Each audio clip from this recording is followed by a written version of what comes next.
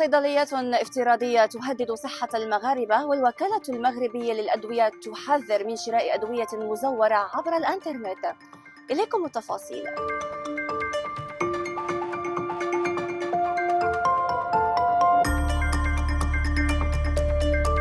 حذرت الوكالة المغربية للأدوية والمنتجات الصحية بشأن انتشار أدوية خطيرة تستعمل في علاج السكري والسمنة تباع عبر الإنترنت دون ترخيص طبي، محذرة من المخاطر الجسيمة التي قد تهدد صحة المستهلكين نتيجة تداول منتجات مزورة أو مغشوشة.